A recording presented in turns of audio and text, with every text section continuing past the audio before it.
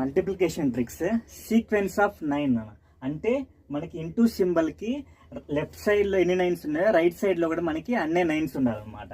ఇక్కడ 2 నైన్స్ ఉన్నాయి, ఇక్కడ 2 నైన్స్ ఉన్నాయి, ఇక్కడ 3 నైన్స్ ఉన్నాయి, ఇక్కడ 3 నైన్స్ ఉన్నాయి, ఇక్కడ 4 నైన్స్ ఉన్నాయి, ఇక్కడ 4 నైన్స్ ఉన్నాయి.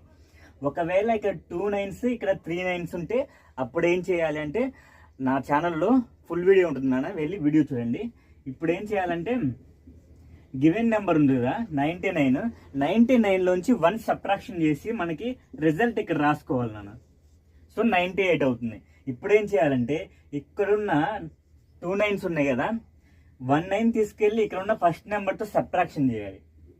సో రిజల్ట్ ఏంటిదన్నా 9 - 9 అంటే 0. నెక్స్ట్ ఇక్కడ ఇంకో 9 ఉంది కదా, ఈ 9ని మనం 8తో సబ్ట్రాక్షన్ చేయాలన్నా. సో 1 వస్తుంది రిజల్ట్.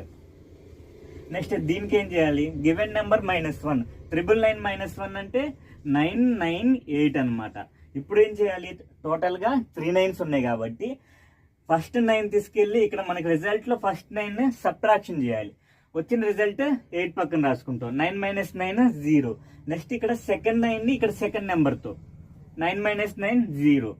నెక్స్ట్ ఇక్కడ థర్డ్ 9ని అక్కడ థర్డ్ రిజల్ట్ నా. సో 1 అనమాట. సో ఇప్పుడు కామెంట్ సెక్షన్లో మీరు 4 9s × 4 9s ఆన్సర్ ఏంటో రాయండి మనం. మీకు ఈ ట్రిక్ నచ్చినట్లయితే లైక్ చేయండి, నచ్చకపోతే డిస్లైక్ కూడా చేయండి. ఇలాంటి ఫుల్ వీడియోస్ కోసం నా ఛానల్ని సబ్స్క్రైబ్ చేసుకోండి.